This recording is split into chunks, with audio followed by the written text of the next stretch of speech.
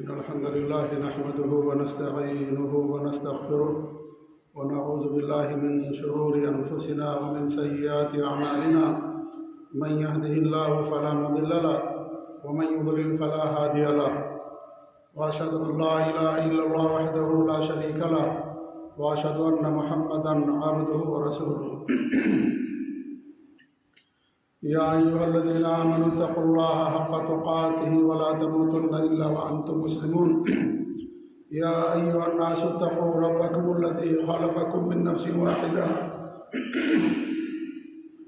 وخلق منها زوجها وبث منهما رجالا كثيرا ونساء واتقوا الله الذي تساءلون به والأرحام إن الله كان عليكم رقيبا يا أيها الذين آمنوا اتقوا الله وقولوا قولا سديدا يصلح لكم أعمالكم ويغفر لكم ذنوبكم ومن يطع الله ورسوله فقد فاز فوزا عظيما أما بعد فإن خير الحديث كتاب الله وخير الهدي هدي محمد صلى الله عليه وسلم وشر الأمور محدثاتها وكل محدثة بدعة وكل بدعة ضلالة وكل ضلالة في النار فأعوذ بالله السميع العليم من الشيطان الرجيم بسم الله الرحمن الرحيم ولا يغتب بعضكم بعضا أيحب أحدكم أن يأكل لحم أخيه ميتا فكرهتموه واتقوا الله إن الله تواب رحيم وعن أبي هريرة رضي الله تعالى عنه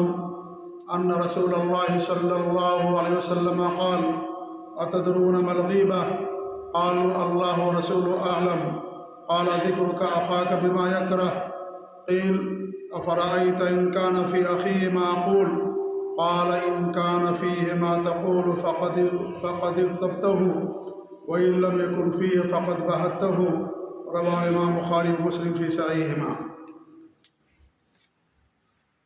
معزز و مکرم سامعین و ناظرین،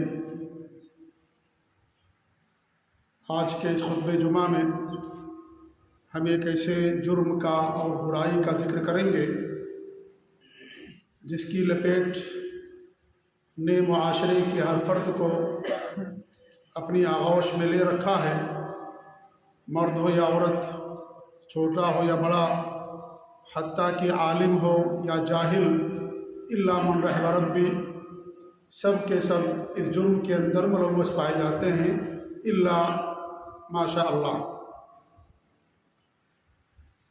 اس جرم نے ہمارے معاشرے کو تباہ کر کے رکھا ہے، خاندانوں میں، بھائیوں میں، بہنوں میں، دوست احباب میں، رشتہ داروں کے اندر اسی خطرناک جرم کی بنا پر دوریاں، نا اتفاقیاں پائی جاتی ہیں، اور جبکہ شریعت کے اندر اس جرم کو بہت ہی خطرناک اور بہت ہی بڑا گناہ والا جرم قرار دیا گیا ہے۔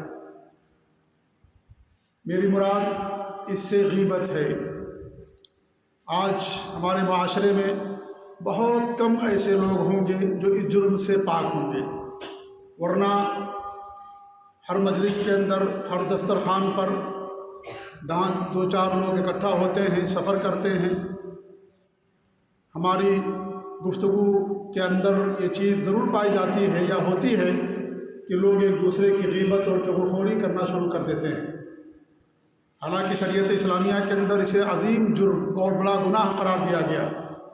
میں نے جس آیت کریمہ کی تلاوت کی ہے، اس آیت کریمہ میں اللہ رب العالمین نے بڑی ہی خطرناک اور بھیانک اور ایسی مثال دی ہے جس سے انسان کے رونگٹے کھڑے ہو جائیں۔ غیبت کرنے والوں کے تعلق سے مردہ بھائی کے گوشت کھانے کی مثال دی ہے۔ اللہ فرماتا ہے وَلَا يَغْتَب بَعْضُكُمْ بَعْضًا، تم میں سے کوئی کسی کی غیبت نہ کرے۔ أَيُحِبُّ أَحَدُكُمْ أَن يَأْكُلَ لَحْمَ أَخِيهِ مَيْتًا فَكَرِهْتُمُوهُ، کیا تم میں سے کوئی اپنے مرے ہوئے بھائی کا گوشت کھانا پسند کرے گا؟ نہیں، کوئی اس کو پسند نہیں کرتا ہے، ہر انسان اس کو ناپسند کرتا ہے، اسے ناگوار گزرتا ہے۔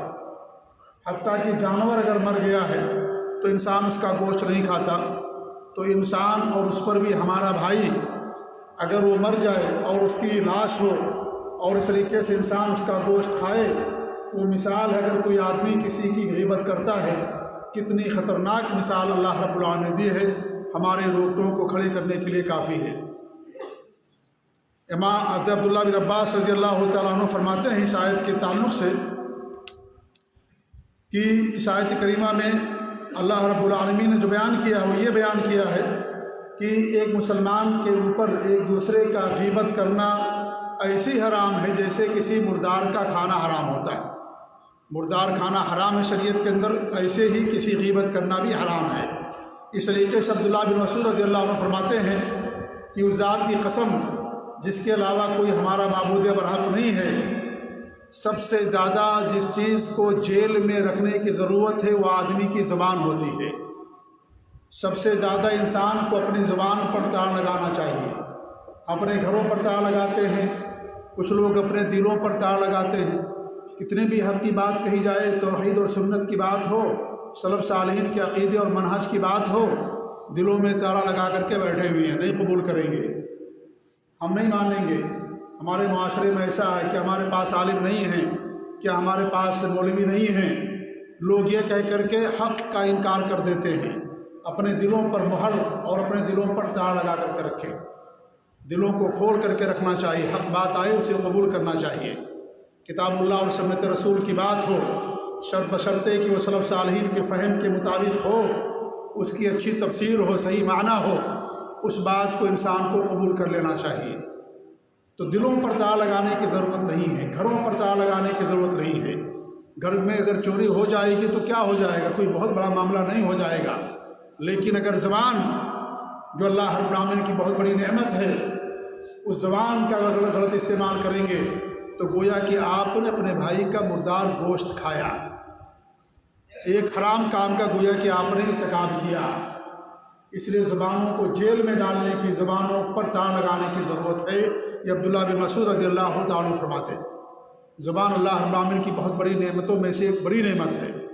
اللہ نے فرمایا بطور احسان الم نجعل لہ عینین، کیا ہم نے انسان کے لیے دو آنکھیں نہیں بنائیں، ولسانا وشفتین، کیا ہم نے اسے ایک زبان نہیں دی اور دو ہونٹ نہیں دیے۔ اللہ رب العالمین نے بطور احسان اس نعمت کا تذکرہ کیا۔ تو اللہ تعالیٰ کی نعمت ہے یہ زبان، جہاں یہ نعمت ہے وہیں اللہ رب العالمین کی طرف سے امانت بھی ہے۔ امانت کے اندر خیانت کرنا بڑا جرم ہوتا ہے۔ اللہ نے زبان اس لیے دیا حق بات کہنے کے لیے، اپنے معافی ضمیر کو ادا کرنے کے لیے، منکر کے انکار کے لیے، ذکر و اذکار کے لیے، اچھی باتوں کے لیے، قرآن کی تلاوت کے لیے، بھلائی کا حکم دینے کے لیے اللہ نے زبان دی ہے۔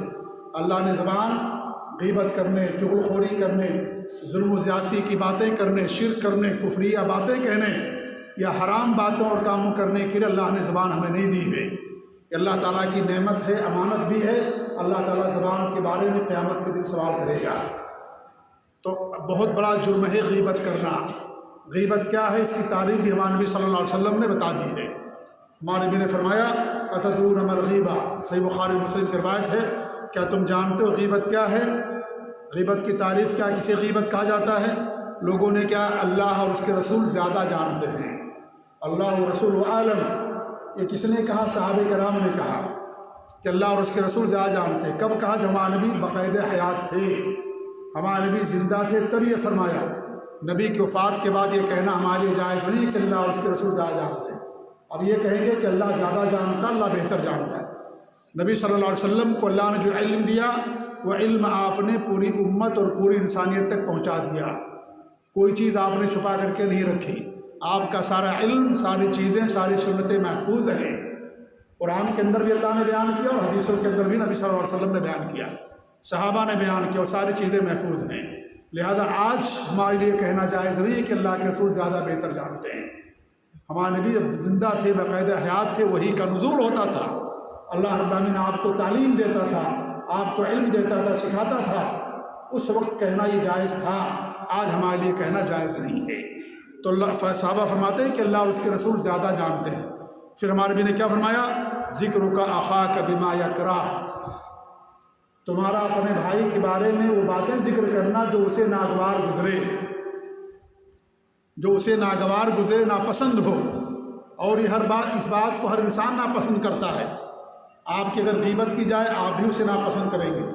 جو انسان کسی غیبت کرتا ہے، اگر خود اس کی غیبت کی جائے، خود اس کی برائیوں کو بیان کیا جائے تو اسے ناپسند کرے گا، اسے برا سمجھے گا۔ تو آپ نے فرمایا کہ تم جسے برا سمجھتے ہو، ناپسند سمجھتے ہو، کرتے ہو، اس کا ذکر کرنا اپنے بھائی کے تعلق سے۔ لوگوں نے فوراً سوال کیا افرأیت ان کان فی اخی ما اقول، آپ کا کیا خیال ہے، آپ کیا کہیں گے اگر وہ برائی ہمارے بھائی کے اندر پائی جاتی ہو تو کیا یہ بھی غیبت ہے، کیا یہ بھی غلط ہے؟ ہمارے نبی نے فرمایا ان کان فیہ ما تقول، اگر اس کے اندر وہ برائی ہے جو تم کہتے ہو فقد اغتبتہ، تم نے اس کی غیبت کی۔ غیبت کا مطلب ہی ہے یہی کہ برائی کو کسی کی غیر موجودگی میں بیان کرنا، اس کے سامنے نہ بیان کرنا، غیر موجودگی میں بیان کرنا، اس کو غیبت کہا جاتا ہے۔ کیونکہ پیچھے بیان کرنے کا مقصد اصلاح نہیں ہوتا ہے، پیچھے بیان کرنے کا مقصد اس کی توہین ہوتی ہے، اس کی برائیوں کو اجاگر کرنا ہوتا ہے۔ اگر اصلاح مقصد ہو تو انسان اس آدمی کے پاس جائے گا اور اس کے لیے اس کی برائیوں کو بیان کرے گا کہ آپ کے اندر یہ خامی ہے، یہ برائی ہے۔ لیکن انسان کا مقصد اصلاح نہیں، انسان کا مقصد تخریب ہے، فساد ہے، برائی پھیلانا ہے، توہین کرنا ہے۔ اس لیے انسان کسی کے سامنے اس کی برائی کو بیان کرنے کے بجائے اس کے پیٹھ پیچھے اس کی برائی کو بیان کرتا ہے۔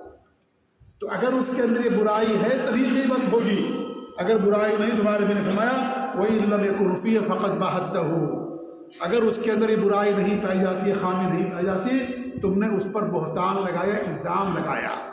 یہ غیبت سے بھی بڑا جرم ہے کسی پر الزام لگانا۔ غیبت کا مطلب یہ ہے کہ پیٹھ پیچھے اس کی برائی کو بیان کرنا، اور بہتان کا مطلب یہ ہے کہ جو انسان کسی برائی سے پاک ہو اس پر الزام لگا دینا، اس پر تھوپ دینا کہ برائی اس کے اندر پائی جاتی ہے، حالانکہ وہ انسان اس سے بری ہے، اس کے اندر وہ چیز نہیں پائی جاتی۔ آپ کسی پر خیانت کا الزام لگائیں، چوری کا الزام لگائیں، یا اس طریقے سے مال میں خیانت کا، خرد برد کا الزام لگائیں، یا اس طریقے سے اور کوئی الزام لگائیں، یا کوئی ایسی بات کہیں جو اس نے نہیں کہی ہے، تو یہ بہتان ہے، الزام تراشی ہے، یہ غیبت سے بھی بڑا جرم ہے، یہ غیبت سے بھی بڑا جرم ہے۔ تو غیبت کی تعریف یہ ہے کہ کسی کے پیٹھ پیچھے اس کی برائی کو بیان کرنا، اسے غیبت کہا جاتا ہے۔ اگر اس کے اندر ایک غیبت برائی نہیں ہے تو گویا کہ آپ نے اس پر بہتان لگایا، آپ نے اس کے اوپر الزام لگایا۔ تو شریعت اسلامیہ کے اندر کسی غیبت کرنا میرے بھائیوں بہت ہی سنگین اور بہت ہی بڑا جرم ہے۔ ایک حدیث آتی ہے، اللہ کے رسول صلی اللہ علیہ وسلم کا گزر دو قبر والوں سے ہوا، تو آپ نے فرمایا کہ ان دونوں کو عذاب دیا جا رہا ہے، اور دونوں کو عذاب کسی بڑے گناہ کی وجہ سے نہیں، یا یہ گناہ ایسا نہیں تھا کہ جس سے وہ لوگ نہ بچ پاتے، اپنے آپ کو نہ بچا پاتے، ایسا گناہ نہیں تھا۔ ایک آدمی تو ایسا تھا جو پیشاب کے چھینٹوں سے محفوظ نہیں رہتا تھا، اور ایک آدمی چغل خوری کرتا تھا۔ چغل خوری بھی غیبت کی بہن ہے، بلکہ یہ تھوڑا سا اس سے بڑا جرم ہے۔ غیبت کا مطلب یہ ہوتا ہے کسی کی برائی کو کسی کے پیٹھ پیچھے بیان کر دینا۔ چغل خوری کا مطلب یہ ہے کہ دو لوگوں کے درمیان فساد اور دو لوگوں کے درمیان دشمنی اور عداوت پیدا کرنے کی غرض سے کسی کی برائی کو بیان کرنا، اس کو نمیمہ کہا جاتا ہے عربی زبان کے اندر۔ یہ تفریق کی گئی ہے، بعض علماء کے اندر کوئی تفریق نہیں ہے، اس لیے امام بخاری رحمۃ اللہ علیہ نے صحیح بخاری کے اندر باب الغیبہ قائم کیا اور اس کے اندر اسی حدیث کو بیان کیا۔ گویا کہ امام بخاری رحمۃ اللہ علیہ کے نزدیک غیبت اور نمیمہ دونوں ایک ہی ہے، جیسا کہ صحیح بخاری کے شراح نے اور مفسرین نے یہ بات ذکر کی ہے، لیکن بہت سارے علماء نے تفریق کیا ہے غیبت اور چغل خوری کے اندر۔ چغل خوری کا مطلب یہ ہوتا ہے کہ کسی کی برائی بیان کرنا، کسی کے پیٹھ پیچھے، دونوں کے درمیان فساد اور فتنہ اور دونوں کے درمیان عداوت اور دشمنی اور دوری پیدا کرنے کے لیے، یہ اس کا مقصد ہوتا ہے۔ جیسے آپ کسی کے بارے میں کہیں کہ بھئی وہ آپ کے بارے میں ایسا کہتا ہے، اور وہ بات صحیح ہو، اور مقصد یہ ہے کہ اب آپ دونوں کی دشمنی ہو جائے، ان دونوں کی، یا بھائی بہن کا معاملہ ہے، دوست احباب کا معاملہ ہے، خاندان رشتہ دار کا معاملہ ہے، یا اس طریقے سے عورتوں کا معاملہ ہے۔ عورتیں سب سے زیادہ غیبت کرنے والی ہوتی ہیں، سب سے زیادہ اپنے شوہروں سے سب سے زیادہ غیبت کرنے والی عورتیں ہوتی ہیں۔ اس لیے اگر آپ عورت سے کہیں گے ٹھیک ہے میں اپنے بھائی سے پوچھتا ہوں یا میں فلاں سے پوچھتا ہوں، تو کہے گے مت پوچھیے، کیا پوچھنے سے فائدہ ہے، اور فساد ہوگا اور آپس میں دشمنی ہوگی، عورتیں یہ کہیں گی۔ آپ کو روکیں گی اور آپ کے دل و دماغ کو آپ کے خاندان یا بھائیوں کے تعلق سے زہر آلود کریں گے اور زہر بھریں گے۔ عورتوں کی یہ فطرت ہے، اس کے اندر ان کے اندر یہ چیزیں زیادہ پائی جاتی ہیں۔ تو بہرحال نمیمہ کا مطلب یہ ہوتا ہے کہ دو لوگوں کے درمیان دشمنی اور عداوت اور دوری اور پیدا کرنے کے لیے برائیوں کو بیان کرنا غیبت کا مقصد نہیں ہوتا ہے۔ غیبت کا مطلب یہ کہ آپ نے برائی کر دی، گزر گئے، چلے گئے، کہہ دیا، خلاص۔ یہ مقصد نہیں ہوتا ہے کہ آپ لوگوں کے درمیان فساد ہو یا دوری پیدا ہو۔ تو بہرحال غیبت ہو یا چغلخوری شریعت اسلامیہ کے اندر بہت ہی عظیم جرم ہے۔ حضرت جابر رضی اللہ عنہ فرماتے ہیں کہ اللہ کے رسول صلی اللہ علیہ وسلم کے ساتھ تھے تو بدبودار ہوا چلی، تو ہمارے نبی نے فرمایا ھذا ریح الذین یغتابون المؤمنین، یہ ان لوگوں کی ہوائیں ہیں، بدبودار ہوا جو مومنوں کی غیبتیں کرتے ہیں۔ یہ بخاری نے روایت کے ادب المفرد کے اندر اور امام احمد نے اپنی مسند کے اندر اس حدیث کو بیان کیا، اور صحیح حدیث ہے کہ ان لوگوں کی جو لوگ غیبتیں کرتے ہیں مومنوں کی، یہ ان کی جو ہے یہ کیا نام ہے، یہ جو ہوا چل رہی ہے بری ہوا یا بدبودار ہوا، یہ انہی لوگوں کی وجہ سے ہے۔ اس طریقے سے اللہ کے رسول صلی اللہ علیہ وسلم کی حدیث ہے، ابو ہریرہ رضی اللہ عنہ فرماتے ہیں من اکل لحم اخیہ فی الدنیا قرب له یوم القیامہ فیقال له کلہ میتا کما اکلتہ حیا۔ ہمارے نبی فرماتے ہیں کہ جو دنیا کے اندر اپنے کسی بھائی کا گوشت کھاتا ہے تو قیامت کے دن اس کے گوشت کو اس کے قریب لایا جائے گا اور کہا جائے گا اس کو کھاؤ، جب تم دنیا میں زندہ تھے تم کھاتے تھے، اب مرنے کے بعد اس کو کھاؤ۔ فیاکلہ، اس کو کھائے گا، ویکلہ یسیح، منہ بسور کر کے، اور چیخے گا، چلائے گا اور اس گوشت کو کھائے گا۔ یہ بھی حسن درجے کی حدیث ہے۔ اسے اللہ کے رب العالمین نے کیا مثال دی ہے؟ اپنے بھائی کا گوشت، مردار گوشت کھانے کے مرادی سے غیبت کرنا۔ تو اگر کسی نے اپنے بھائی کی غیبت کی اور اس کی برائی کو بیان کیا، اپنے بھائی سے مراد نہیں ہمارا حقیقی بھائی یا ہمارا جو حقیقی اور بھائی ہوتا ہے وہ بھائی مراد نہیں ہے، یہاں مراد ہے مسلمان بھائی، جو بھی بھائی ہیں ان کی غیبت کرنا، کسی غیبت کرنا یہ حرام ہے شریعت کے اندر۔ تو اس طریقے سے قیامت کے دن اس کے سامنے گوشت پیش کیا جائے گا اور کہا جائے کھاؤ اس کو، تو دنیا کے اندر کھاتے تھے تو آج مرنے کے بعد بھی کھاؤ۔ اس کو کھائے گا، منہ بشور کر کے، اس کو برا لگے گا، چیخے گا، چلائے گا، لیکن وہ اس کو کھائے گا، اس گوشت کو، کیونکہ دنیا کے اندر بھی اس نے اپنے بھائی کا گوشت کھایا تھا۔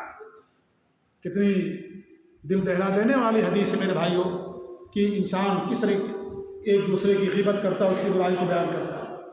حضرت عائشہ فرماتی ہے رضی اللہ تعالی عنہا، وہ کہتی کہ میں نے اللہ کے رسول صلی اللہ علیہ وسلم سے صفیہ کے بارے میں صرف اتنا کہہ دیا کہ تو ایسی ہے ایسی ہے، یعنی وہ ناٹی ہیں، چھوٹے قد کی ہیں۔ حضرت صفیہ ہمارے نبی کی زوج مطہرہ تھی، حضرت عائشہ بھی ہمارے نبی کی زوج مطہرہ تھی، تو حضرت عائشہ نے ان کے بارے میں کہہ دیا تو ناٹی چھوٹے قد کی ہیں، وہ بڑے قد کی نہیں ہیں۔ تو ہمارے نبی نے فرمایا ان کے بارے میں کہ تم نے ایسی بات کہہ دی ہے لقد قلتی کلمۃ لو مزجت بماء البحر لمزجته، تم نے ایسی بات کہہ دی ہے کہ اگر سمندر کے اندر اس پانی کو اڈیل دیا جائے، اس کلمے کو، تو پورا سمندر کھارا ہو جائے، پورا سمندر آلود ہو جائے۔ یہ کس کی روایت ہے؟ ترمذی کی، اور حسن صحیح روایت ہے، صحیح اور حسن درجے کی حدیث ہے۔ کیا انہوں نے کہا کہ وہ ان کا قد چھوٹا ہے، بس ایسی ایسی ہیں، اور ان کا مقصد تھا چھوٹا ان کے قد کو بیان کرنا۔ اسی لیے غیبت صرف یہ نہیں ہے کہ کھل کر کے کسی کی برائی کو بیان کرنا، اگر آپ اشارتاً بیان کرتے ہیں، کنایتاً بیان کرتے ہیں، تو یہ بھی برائی کے اندر، یہ بھی غیبت کے اندر آتا ہے۔ آپ اگر کھل کر کے نہیں بیان کرتے، اشارتاً بیان کرتے ہیں، اشارے میں، کنائے میں، کھل کر کے نہیں، صراحت کے ساتھ نہیں، تو بھی غیبت کے اندر آتا ہے۔ حضرت عائشہ نے اتنا کہا تھا ایسی ایسی ہیں، بس یہ نہیں کہا کہ ان کا قد ناٹا ہے، لیکن ان کا مراد یہی تھی، ان کا مقصد یہی تھا۔ حضرت عائشہ صحابیہ ہیں، ہو جاتی ہے، اور اس طریقے سے کیا نام ہے، ہمارے نبی صلی اللہ علیہ وسلم نے ان کو فرمایا کہ تم نے ایسی بات کہہ دی ہے کہ اگر سمندر کے اندر گھول دیا جائے تو پورا سمندر آلود ہو جائے۔ یعنی آپ سوچیں کتنی بڑی بات، حالانکہ بہت معمولی سی بات تھی، آج کے لحاظ سے ہم تو کتنی بڑی بڑی غیبتیں کرتے ہیں، غیبت کا وجہ انسان الزام لگا دیتا ہے، وہ آدمی اس سے پاک ہوتا ہے، بری ہوتا ہے، لیکن اس کے باوجود بھی انسان الزام لگا دیتا ہے۔ ہمارے یہاں ایک چیز بہت مشہور ہے، اور وہ یہ ہے کہ اگر کوئی بات کسی کے بارے میں کہتا ہے تو کہتے ہیں کہ آگ تو ضرور لگی ہوگی، دھواں ایسے نہیں ہوتا ہے بغیر آگ لگے ہوئے۔ یہ بات غلط ہے میرے بھائیوں، یہ بات غلط ہے۔ لوگ یہ کہنا چاہتے ہیں کہ ہو سکتا ہے کچھ باتیں ہم نے زیادہ کہہ دی ہوں، لیکن ان کے اندر یہ چیز ضرور ہوگی۔ تبھی دھواں ہوگا، آگ ہوگی تبھی دھواں ہوگا۔ تو لوگ اگر کسی کی الزام تراشی کرتے ہیں، کسی پر تہمت لگاتے ہیں، تو لوگ یہ مثال دیتے ہیں کہ آگ لگی ہوگی تبھی دھواں نکلا ہوگا، کچھ نہ کچھ تو ضرور ہوگا۔ میرے بھائیوں، یہ بے بنیاد بات ہے۔ ایسا بھی ہوتا ہے کہ سب غلط ہی ہو، ٹوٹل اول سے آخر تک، اس کا صداقت سے کوئی تعلق نہ ہو، پورا کا پورا الزام ہو، سب کے سب جھوٹ ہو، ایسا بھی ہو سکتا ہے۔ حضرت عائشہ پر لوگوں نے الزام لگایا، کیا اس کے اندر کوئی صداقت تھی؟ حضرت عائشہ رضی اللہ تعالیٰ عنہ پر منافقوں نے، اور آج بھی جو روافض اور شیعہ ان کا عقیدہ یہی ہے، ام المومنین حضرت عائشہ رضی اللہ عنہ کے تعلق سے کہ نعوذ باللہ انہوں نے زنا کیا تھا، ان کا عقیدہ ہے کہ جب ہماری حکومت آئے گی سعودی عرب کے اندر اور مدینہ کے اندر تو ہم ان کی لاش کو نکال کر کے رجم کریں گے، نعوذ باللہ من ذالک۔ یہ روافض اور جو دشمنان صحابہ، دشمنان اسلام، ان کا یہ عقیدہ ہے۔ انہوں نے اپنی کتابوں کے اندر بیان کیا، خمینی نے اور اس طریقے سے اور لوگوں نے بیان کیا ہے، ان کے جو بڑے بڑے علماء ہیں، ائمہ ہیں، ان لوگوں نے بیان کیا اپنے عقیدے کو۔ پوری دنیا کی ماں حضرت عائشہ رضی اللہ تعالیٰ عنہ۔ آج اگر کوئی ہماری ماں کے بارے میں، کسی کے بارے میں کہے تو انسان آپ بغولہ ہو جائے، اسے آ کے قتل کر دے گا، اسے زندہ نہیں چھوڑے گا۔ پوری دنیا کی ماں۔ ہم قتل کرنے کا حکم نہیں دیتے، آپ اجازت نہیں دیتے، کسی کا قتل کرنا حرام ہے، لیکن یہ سمجھے کہ کتنے بڑے دشمن ہیں صحابہ کے، نبی کے، اسلام کے، مسلمانوں کے۔ اسی ایک عقیدے اور ان کے منہج سے بات واضح ہو جاتی ہے کتنے بڑے دشمن ہیں یہ۔ تو ایسا بھی ہوتا ہے کہ کچھ بھی اس کی صداقت سے تعلق نہ ہو، پورا کا پورا الزام ہو، جیسا کہ حضرت عائشہ رضی اللہ عنہ پر لوگوں نے الزام لگایا، حضرت عثمان غنی پر لوگوں نے الزام لگایا، خوارج نے، کہ تم نے ایسا کیا، آپ نے ایسا کیا، تم نے ایسا کیا، سب الزام تھا حضرت عثمان رضی اللہ تعالیٰ عنہ پر۔ خوارج جنہوں نے ان کے حکومت کو، تخت کو پلٹا، سارا کا سارا الزام تھا۔ حضرت یوسف رضی اللہ کے اوپر الزام لگایا گیا، حضرت یوسف علیہ السلام پر لگا کہ نہیں لگا الزام؟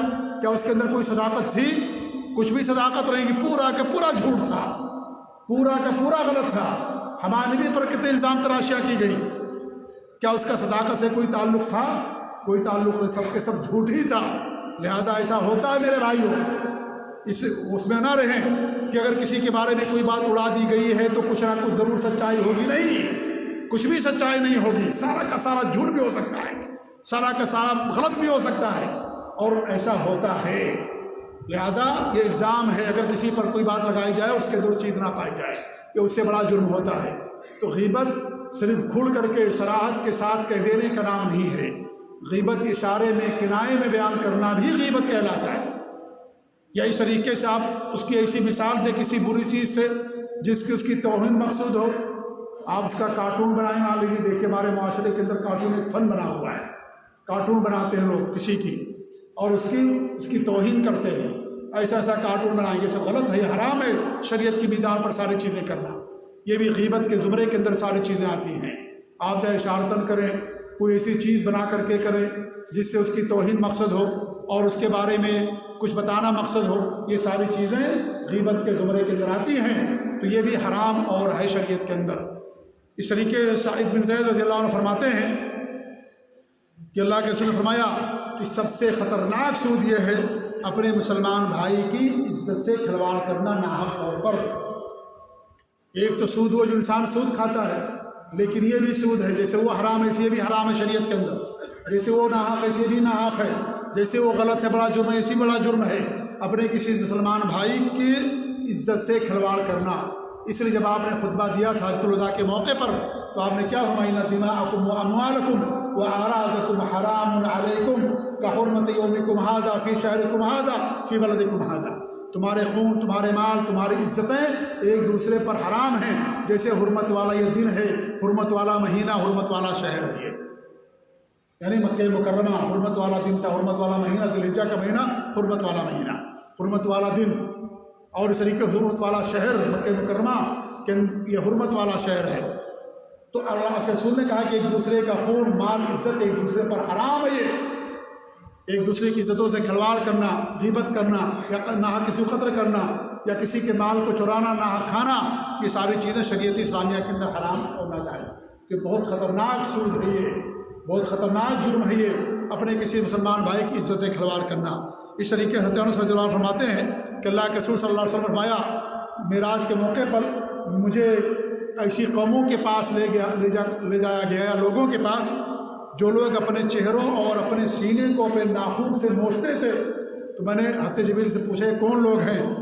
تو انہوں نے کہا کہ یہ وہ لوگ ہیں یأکلون لحوم الناس ویقعون فی اعراضہم، یہ لوگوں کے گوشت کھاتے تھے، لوگوں کا یعنی ان کی غیبتیں کرتے تھے، ویقعون فی اعراضہم، اور ان کی عزتوں سے کھلواڑ کرا کرتے تھے۔ یہ وہ لوگ ہیں، ابو داؤد کی حسن درجے کی روایت ہے۔ تو حدیثوں سے معلوم ہوتا ہے میرے بھائیوں کہ ایک دوسرے کی غیبت کرنا شریعت کے اندر حرام اور ناجائز ہے، سنگین جرم ہے۔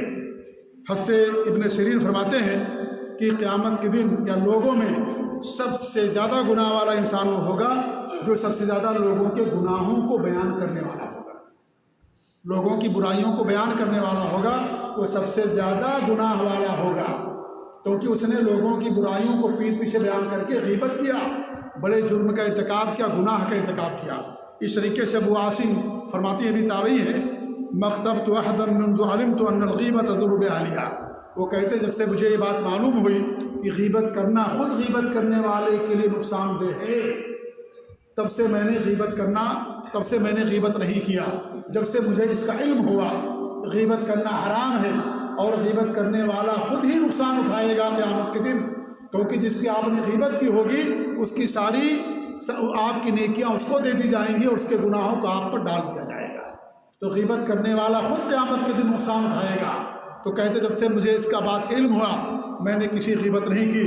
اور عبداللہ بن مبارک مشہور محدث ہیں، امام فرماتے ہیں، لو کنت مغتابا احدا لاغتبت والدی لانہما احق بحسناتی، اگر میں کسی غیبت کرتا تو اپنے ماں باپ کی غیبت کرتا، کیونکہ میرے ماں باپ میری نیکیوں کے زیادہ حقدار ہیں، میری نیکیوں کے زیادہ حقدار میرے ماں باپ ہیں۔ اس لیے قیامت کے دن جو کسی غیبت کرے گا، غیبت کرنے والے کی نیکیاں کن کو دی جائیں گی؟ جس کی غیبت کی گئی ہے۔ تو فرماتے ہیں اگر میں کسی غیبت کرتا تو اپنے ماں باپ کی کرتا، کیونکہ ہمارے ماں باپ ہماری نیکیوں کے زیادہ حقدار ہیں۔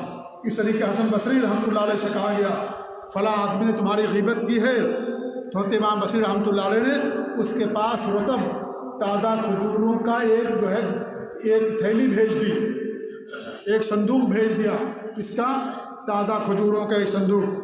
وقال اہدیت الی بعض حسناتک، اور کیا کہا، تم نے ہمارے لیے بعض اپنی نیکیاں ہدیے میں دی ہیں، تم نے اپنی نیکیوں کو مجھے ہدیہ کر دیا ہے، لہذا میں نے بھی چاہا کہ میں برابر سرابر کر دوں، میں بھی تمہیں ہدیہ دے دوں، کیونکہ تم نے میری غیبت کر کے اپنی نیکیوں کو میرے لیے دے دیا، ہدیہ اور تحفے میں دے دیا، ہمارا گناہ کم ہوا، تمہاری نیکیاں ہمارے پاس آ گئیں، تو میں نے مکافئے کے طور پر اور برابر سرابر کرنے کے لیے میں نے کھجور کا یہ گٹھا تمہارے پاس یا صندوق بھیج دیا تاکہ برابر سرابر ہو جائے۔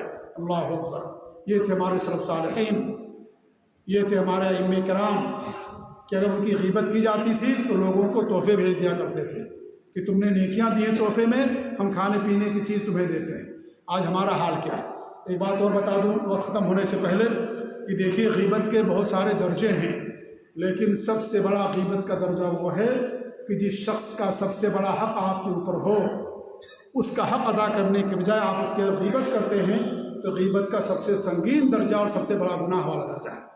اس لیے بادشاہوں کی غیبت کرنا سب سے بڑا جرم ہے۔ یہ بادشاہوں کی پیٹھ پیچھے ان کی برائیوں کو بیان کرنے خوارج کی پہچان ہے۔ یہ جو بادشاہوں کے حکمرانوں کے خلاف حقوق بغاوت کرتے ہیں، خروج کرتے ہیں، ان کی برائیوں کو لوگوں کے سامنے بیان کرتی ہے، ان کی پہچان ہے۔ اور بغاوت سب سے پہلے زبان سے ہوتی ہے، زبان خروج پہلے ہوتا ہے، عملی بغاوت بعد میں ہوتی ہے۔ پہلے لوگوں کو رلایا جاتا ہے، حکمرانوں کی برائیوں کو تشتبان کیا جاتا ہے، ممبروں سے، آپس میں، محفلوں میں، خطبوں میں اور تحریر کے ذریعے سے، تقریر کے ذریعے سے۔ اس سے بادشاہ کی ہیبت کم ہو جاتی ہے، حکمراں کی ہیبت کم ہو جاتی ہے۔ اس لیے جو ذمہ دار ہے حکومتی، چاہے قاضی ہو، امیر ہو یا ملک کا حکمراں ہو، اگر اس کے خلاف اگر کوئی انسان اپنی زبان کھولتا ہے تو یہ غیبت کا سب سے اونچا درجہ ہے گناہ کے لحاظ سے۔ ایسی علماء ہیں، علماء کی بھی غیبت کرنا، علماء حق کی غیبت کرنا، یہ بھی بہت سنگین جرم ہے، کیونکہ ان کی اطاعت بھی فرض ہے علماء کی، بشرطے کہ ان کی بات کتاب اللہ اور سنت رسول کے موافق ہو۔ ان کی غیبت کر کے انسان معاشرے میں ان کے وزن کو، ان کے مقام مرتبے کو کم کر دیتا ہے، اس آدمی کی بات کی اہمیت نہیں رہ جاتی آدمی کی نظر میں۔ اس لیے علماء کی غیبت کرنا، بدگوئی کرنا، یہ زہر آلود گوشت کھانے کے مرادف ہے۔ زہر آلود عام لوگوں کی غیبت کرنا، مردار گوشت لیکن علماء کی غیبت کرنا، بادشاہوں کی غیبت کرنا زہر آلود گوشت، زہر بھی ملا دیا جائے، مردار ہے وہ اور زہر بھی ملا ہوا، اس سے بڑا جرم ہے یہ، اس سے زیادہ نقصان دہ ہے یہ۔ ایسی ماں باپ آپ کے ہیں، بھائی بہن ہیں جن کا زیادہ حق ہے آپ پر، ان کا دفاع کرنا، ان کی عزت کرنا، ادب و احترام کرنا، ان کی خامیوں اور ان کی خوبیوں کو بیان کرنا، ان کے حسنات کو بیان کرنا، یہ ان کا فرض تھا ہمارے اوپر، اور ہم نے یہ فرض ادا کرنے کے بجائے ان کے بارے میں برائیاں بیان کی۔ اپنے ماں باپ کی برائیاں لوگ بیان کرتے ہیں دوسروں کے سامنے، بھائیوں کی برائیاں بیان کرتے ہیں۔ بھائی گھر کا معاملہ ہے، آپ گھر کے اندر اس مسئلے کو حل کر لیجئے، آپ جا کر کے روڈ پر لوگوں کے سامنے، آج آپ کا دوست ہے کل آپ کا دوست نہیں رہے گا۔ کتنے ایسے ہوتے ہیں، دشمنی ہو جاتی ہے، کیونکہ ہماری دوستی کا معیار دنیا ہے۔ جب تک دنیا ملے گی دوست ہیں وہ، دنیا نہیں ملی ہم نے ان کو دوست بنانا چھوڑ دیا، وہی بعد میں آپ کے دشمن ہو جائیں گے۔